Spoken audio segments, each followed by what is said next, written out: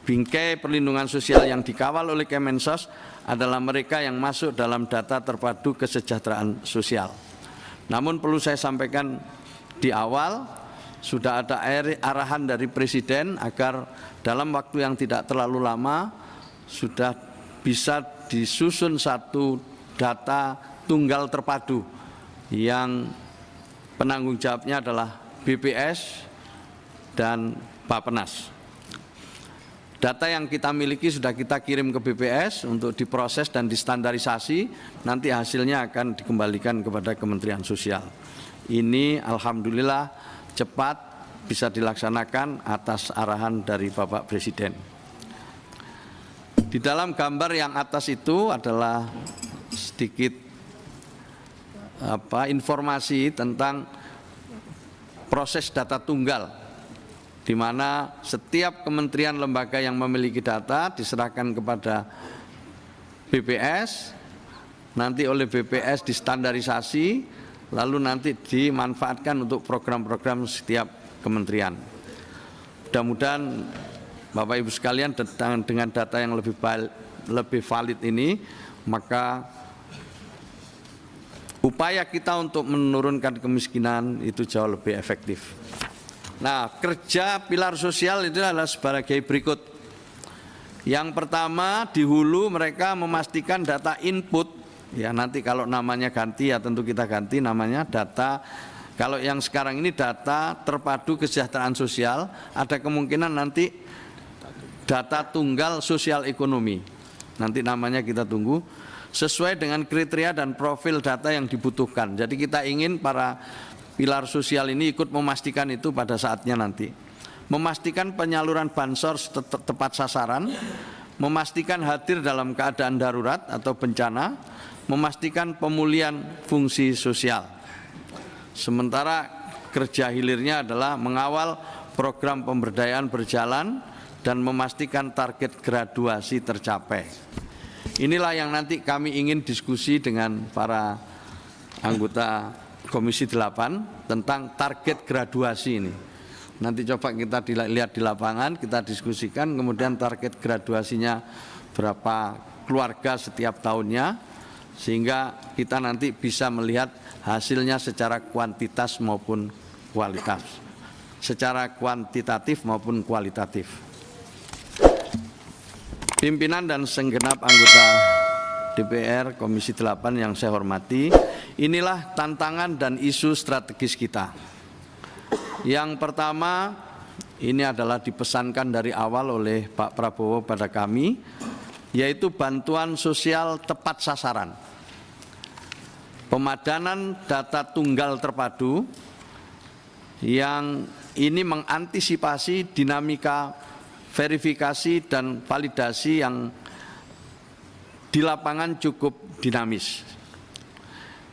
Yang berikutnya kecepatan, ketepatan, dan feedback evaluasi penyaluran bantuan. Yang kedua, isu strategisnya adalah kolaborasi penyelenggaraan kesejahteraan sosial,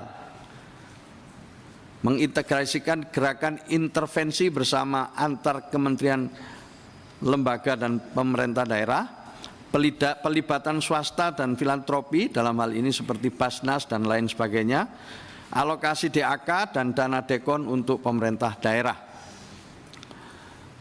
Berikutnya adalah pemenuhan standar pelayanan minimal urusan sosial, mulai dari standarisasi kualitas penyelenggaraan kesejahteraan sosial, rasio ketersediaan sentra Kemensos di seluruh Indonesia, dan upaya Pemda dalam pemenuhan SPM terbatas. Isu strategis yang keempat adalah ketergantungan penerima bansos. Belakangan ini kita lihat ada rendahnya graduasi yang terentaskan dari kerentanan dan munculnya fenomena demotivasi akibat menikmati bantuan sosial. Kemudian yang terakhir adalah ketidakpastian masa depan atau usia harapan hidup yang terus meningkat, di mana jumlah penduduk usia lanjut terus membesar. Kemudian juga ada fenomena kelas menengah yang turun kelas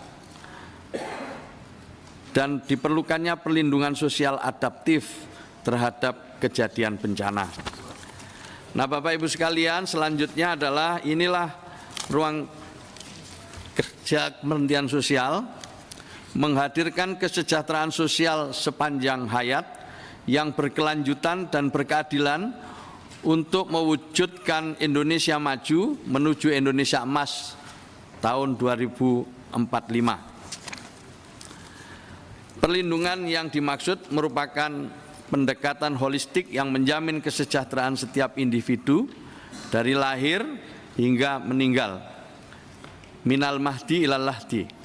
Perlindungan sosial mencakup berbagai aspek seperti perlindungan dan jaminan sosial, pemberdayaan sosial, serta rehabilitasi sosial dengan tujuan mengatasi kerentanan, kemiskinan, dan risiko sosial sepanjang kehidupan.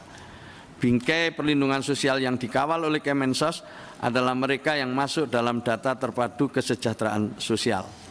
Namun perlu saya sampaikan di awal, sudah ada arahan dari Presiden agar dalam waktu yang tidak terlalu lama sudah bisa disusun satu data tunggal terpadu yang penanggung jawabnya adalah BPS dan Bappenas. Data yang kita miliki sudah kita kirim ke BPS untuk diproses dan distandarisasi, nanti hasilnya akan dikembalikan kepada Kementerian Sosial. Ini alhamdulillah cepat bisa dilaksanakan atas arahan dari Bapak Presiden.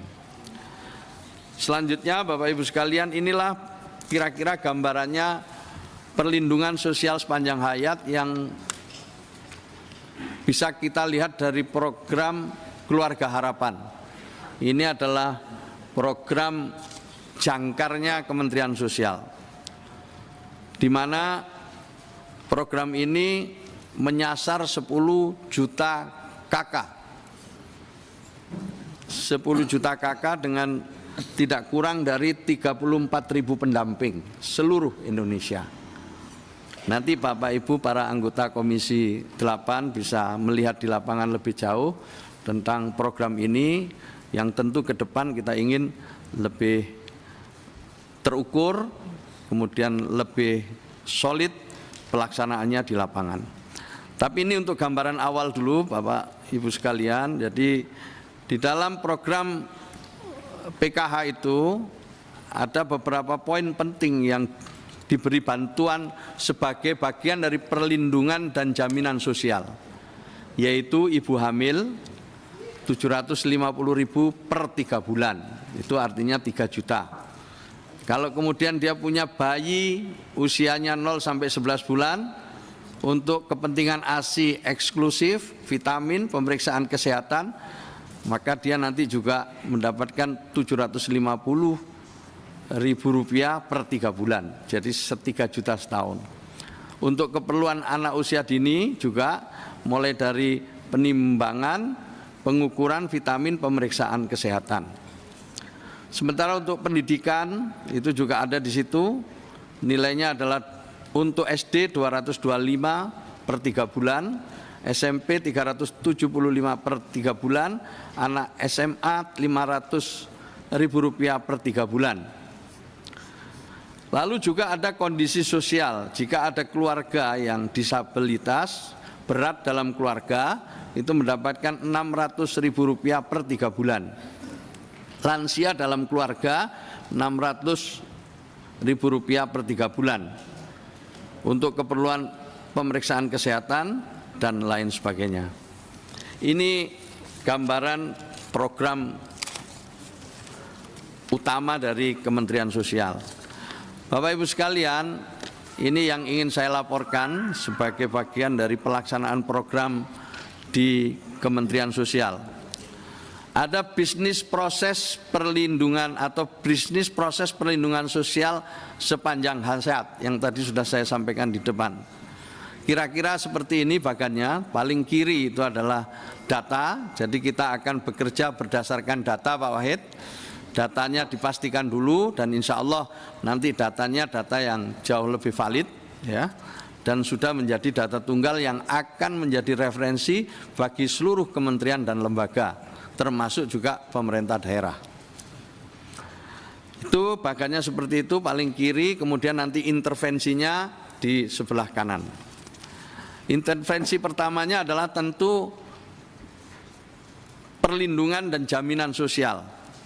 Mulai dari perlindungan inklusif, perlindungan adaptif, bantuan dan jaminan sosial yang lain seperti kesehatannya terjamin, pendidikan terjamin, dan pangan terjamin. Setelah itu kemudian nanti pada yang paling kanan itu adalah program-program pemberdayaan. Lanjut, inilah gambaran awal yang mungkin nanti bisa kita diskusikan lebih jauh Bapak Ibu sekalian tentang pelaksanaan program di Kementerian Sosial di tahun 2025 khususnya ini.